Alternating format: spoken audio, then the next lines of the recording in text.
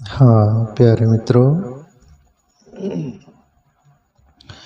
जिंदगी में प्रभु ने, परमात्मा ने हमें दो कान दिए, दो आँख दिए,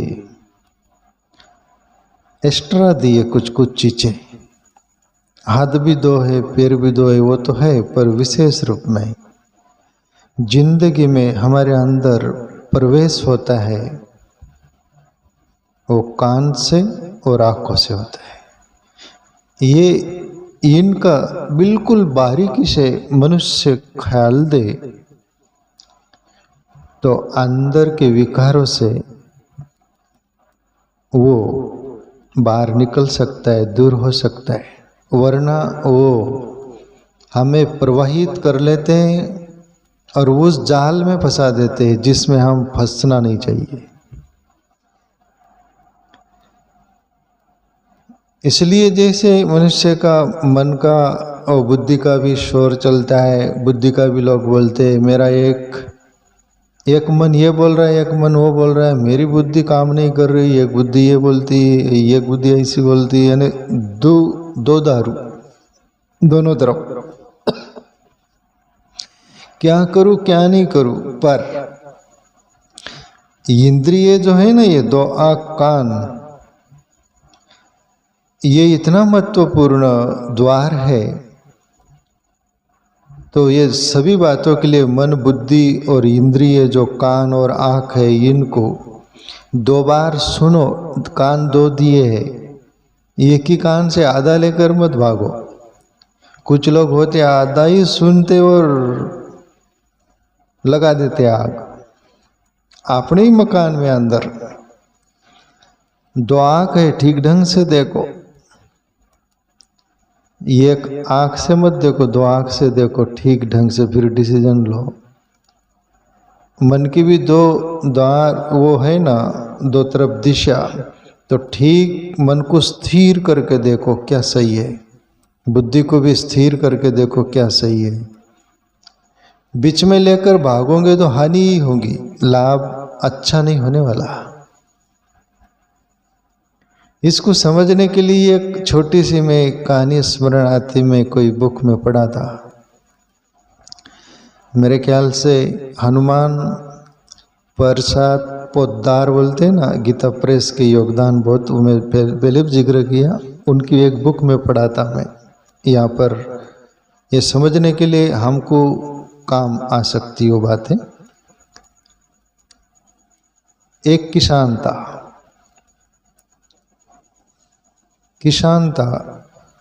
खेती वगैरह करता, पर किसान क्या है, पशुपालन उसका स्वभाव होता है। पर उसका पशु पालना भी बड़ा गजब का था। वो पशु पाल रखा था नेवला होता है ना, वो सर्प, उनका युद्ध होता है, वो उस नेवला को पाल रखा। पर नेवला भी चतुर था। एक कभी कभी प्रारब्ध का भी वो रहता है, कोई पशु पक्षी कुछ भी बनकर आते हो मित्रता हो जाती है। नेवला को पाल रखा किसान, नेवला चतुर था।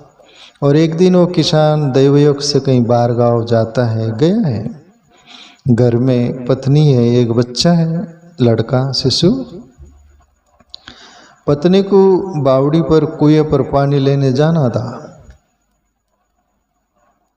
बच्चे था लड़का, उसको दूध पिला दी और नीचे बिस्तर डाल दी और सुला दी। और नेवला को भी वहाँ पर घर में पाला ही हुआ था, उसको रख गई, मान लो चली गई पानी लेने। और कहते हैं कि दैवयोग से उस घर में एक दर में से बड़ा सर्प निकला, जिसको नाग बोलते हैं ना, बड़ा फन वाला। वो नाग निकला तो वो बच्चे तरफ सोया था, उधर ही जा रहा था। अभी वैसे भी तो जन्मजात जो है सर्प और नेवला का तो जमता नहीं। और नेवला ने देखा कि वो बच्चे तरफ जा रहा था, तो वो सर्प के साथ बहुत घमासान होता है और सर्प का टुकड़े टुकड़े कर देता है वो नेवला। और बस वो मालकिन जो थी, वो किसान की पत्नी, वो नेवला दरवाजे पर जाकर बैठ जाता है कि मेरी मालकिन आएंगी, और वो घड़ा पानी लेकर आती है और नेवले का मुंह खून से भरा हुआ देखती है तो उसको बड़ा क्रोध जैसा आ गया, विचार उल्टे चलने लग गए कि नेवला ने मेरे बच्चे को काटा है, कुछ न कुछ हानि क्षति पहुंचाई है, आओ न देखा था। अभी ठीक दो आग दी थी, परमात्मा ने ठीक ढंग से देखती, पर ऐसी स्थिति में मनुष्य निर्णय नहीं लेता और क्या कर बैठता है। वो श्री ने क्या, मालकिन ने क्या कि वो घड़ा पानी का भराई वो नेवले पर फेंक दी और नेवला मर गया बेचारा। नेवला का जो कि हालांकि कोई दोष नहीं था, बड़ा वफादार था और समझदार था, नेवला की मौत हो गई। और बेचैन परेशान आदमी वो मुसीबत को नहीं देखता, उसको जो सूझ रहा है वो देखता है। और घर में गई तो उसका बच्चा सही सलामत सो रहा था निश्चिंत। साइड में वो सर्प के टुकड़े टुकड़े दिखे, देखी उसको लगा कि नेवले ने मेरे बच्चे की जान बचाई है, और पश्चाताप हुआ कि मैंने ठीक नहीं किया। मैं ठीक ढंग से देख लेती, ठीक ढंग से सोचती तो आज ये वफादार नेवला की मौत नहीं होती। और बाहर आती और नेवला मरा हुआ उसको गोद में उठा लेती और रोने लगती है कि मैंने ठीक नहीं किया। मैं ठीक ढंग से देख लेती, सोच लेती तो आज ये अपराध नहीं होता। पर प्यारे मित्रों, कुछ भी घटना घट जाए और अपन तुम पश्चाताप करो, और बोलते हैं ना, बिन विचारे जो करे करके वो पछताए, काम बिगाड़े अपना जग में होता सा। रामायण की भी एक चौपाई लखन और प्रभु राम के बीच होती ना, सहसा करके पाछे पछताई, ते ही बुध ते बुध नहीं।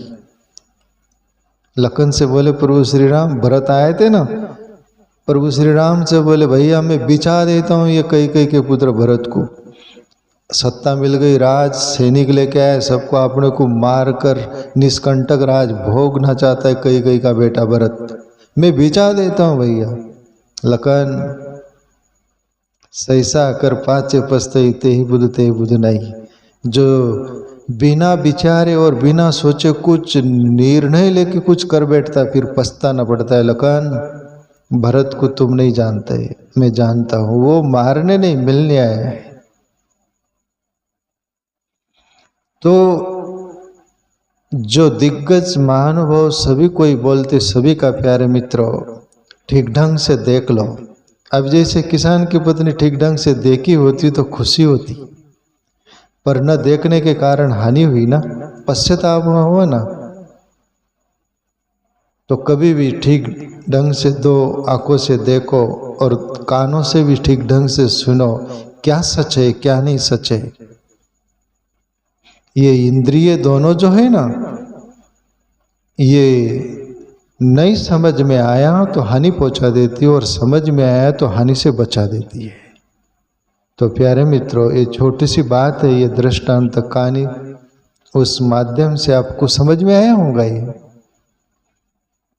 तो अपन जो जीते हैं इस अंदाज में अपन जिए प्यारे मित्रों, जो कि हमें पश्चाताप की भेंट न चढ़ना पड़े।